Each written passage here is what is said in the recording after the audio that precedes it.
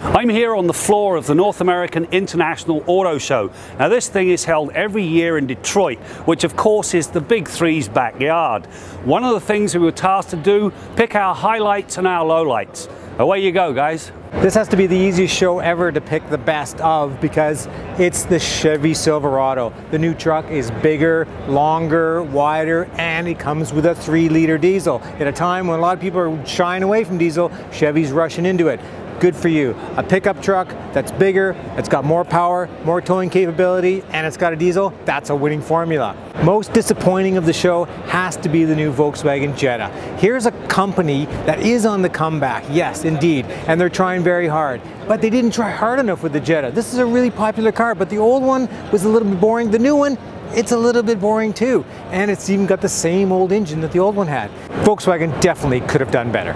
Now my highlight of the North American International Auto Show, and this probably comes as a function of age, was actually the Toyota Avalon. Now in the past it's been a perennial snorefest.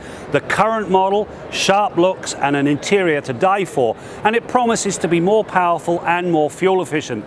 That made it my pick as a highlight. The low light, quite simply the Hyundai Veloster. That car does not have any velocity, and it certainly isn't a roadster, which is where the name is derived from. Quite frankly, it was a dud when it was launched, and it's a dud after its remake. However, my opinion might just change when the 275 horsepower N arrives towards the end of this year. As much as I would love to say my pick of the 2018 Detroit Auto Show was the mid-engine Corvette, it didn't happen. Again. So my stand-in is going to be the new Bullitt Mustang. It's got some cool retro touches, a good V8 and a 6-speed manual topped by a cool white cue ball shifter. What's not to like? On the minus side of things, I think the BMW X2 was the biggest miss of the show. It's a front drive based chassis. It's kind of one of those ungainly crossover tall hatchback things. I just think it's another dilution of the BMW brand. The ultimate driving machine is apparently history. For me, cars are all about design. So my pick of the show is the new Mercedes G-Wagon, simply because they've taken an icon and they've remade it into something new. It doesn't look a whole lot different, but that's what I love about it. They managed to make just a couple of tweaks and yet still maintain the essence of this iconic design. My miss of the show is the new Acura RDX prototype. That's simply because the styling for me is a little bit too bold. The front end with the Pentagon grille is just way too out there, and the rear end has creases going up and down and all over, and it looks way too busy. In my opinion, it's over-designed.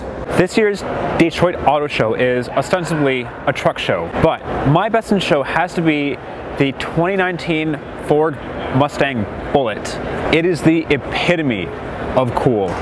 Dark green paint, torque thrust style black wheels, more power, more torque, a bunch of performance upgrades, and you can only get it with a 6-speed manual.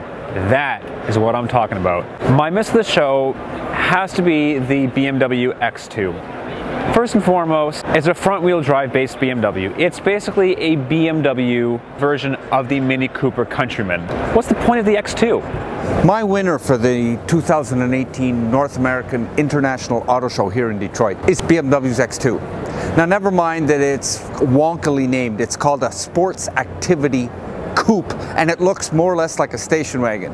But dressed up in 20-inch dubs and lowered like it is, it's one sexy sport utility vehicle.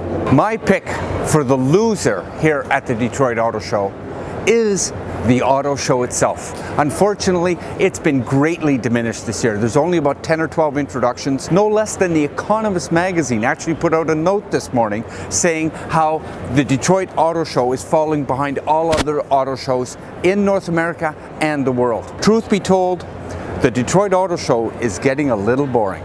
So there you have it, the highlights and the lowlights from this year's 2018 North American International Auto Show.